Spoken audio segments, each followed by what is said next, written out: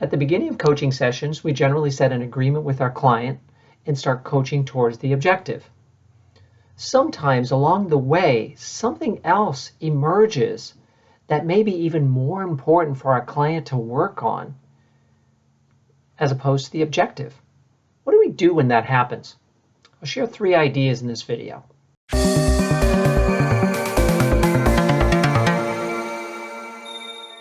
So you're coaching your client. They set an objective for the session, and you start coaching towards that objective. And then something else seems to emerge, and you're wondering to yourself, how do I handle this? Because it seems like maybe this is even more important than what we originally agreed to focus on for this coaching session.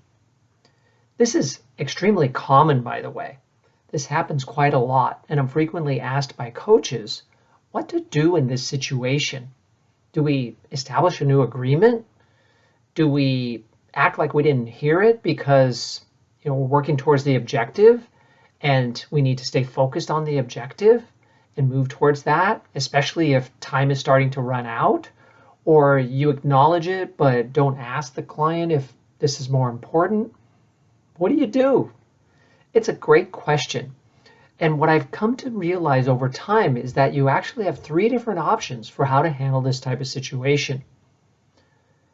The first is to acknowledge it and ask your client if this is something that they would like to spend more time talking about. And if they say yes, then you can follow up by asking, should we establish a new agreement for this session? Is this more important to focus the rest of our conversation on than your original objective? If the client agrees that this has emerged as something even more important, then establish a new agreement. And I had a coach ask me, does that mean that we even have to set a measure of success? Probably. I mean, you still want to know what you'd like to achieve with this new topic by the end of the time you have together, right? Now, you might not reach it by the end of the session based on how much time you have left. If that's the case, I have a video on this channel about what happens when you don't reach your objective by the end of the session. You might want to watch that. So that's your first option, to establish a new agreement. And that is only because your client decides that it's now even more important than the original objective. You never decide for the coachee, right? We allow the client to lead all the way through, even if it means establishing a new agreement. What's option number 2? Well, that is that you simply use the method of inquire and explore.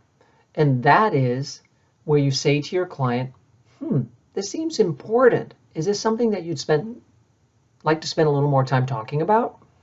And the client says, yes. All right, let's talk about it. So then we just explore that subtopic, so to speak. It's not moving us away from the original objective, but it is going to take a little bit of time in this coaching session. This is much more common than actually establishing a new agreement, because oftentimes subtopics do emerge. Different areas worthy of exploration do come to the surface, and we will then bring it to our client's attention as something that we may want to spend a little bit of time on. So be prepared for that. And then the third possibility is that this is important and I would like to talk about it, speaking as the client now, but I don't want to establish a new agreement. I'd actually like to stay focused on the current objective and just park this for a later session.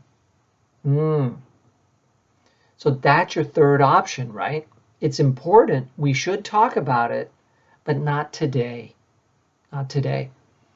So this is the client telling you that this situation, this issue, this matter is not so important that we have to change everything about this coaching session and start talking about that. I think it's something for us to note and talk about in a future session because it is important. So now you have three options, and I hope that you'll comfortably use any of these three options to deal with situations that come up, because coaching is that that dance where we go into it and we just flow with the client. We follow them as to where they're going in the conversation, providing gentle guide rails and leading them through what constitutes a coaching conversation versus another type of conversation. So we're providing gentle guidance, but we're often following the lead of the client as to the direction of the conversation. And this is a perfect way to address when you reach an important point in that coaching conversation. I hope this gives you even more confidence that you're able to coach in a variety of different situations. That's what this channel is all about. But there's a way to go much further than what you'll find on this channel, and that is to learn with me in real time. And that would be done by joining the Center for Executive Coaching, where I'm a faculty instructor leading classes most weeks of the year online. That's our distance learning program. And then several times a year, I lead an in-person seminar. Chances are you have one that's not too far away from when you're watching this video. If you like to learn in person in an immersive environment right next to other people going on the journey with you, the in-person seminar is a can't-miss experience. You will absolutely love it. Every person that's gone through it who's filled out our post-seminar survey has said they would recommend it to others. I think that says a lot about the quality of the in-person seminar experience. Visit the centerforexecutivecoaching.com and look at the different options that we have. There's also a virtual seminar option, which I don't lead, but is led by the founder of the Center for Executive Coaching, Andrew Neitlich. Obviously, that's a can't-miss opportunity too, if a virtual seminar works for your pace, your budget, your ideal mode of learning, etc. If you have questions about our options, email me at michael@BAERexecutivecoach.com. Also visit my blog site, BAERexecutivecoachtraining.com, for additional resources that could be helpful to you as a newer coach. And if you haven't already, subscribe to the channel because more videos are on the way. And if you have comments about this one, please post them. I respond to all comments. And I'd also appreciate you liking the video if it's helpful to you and share it with others. Thank you very much.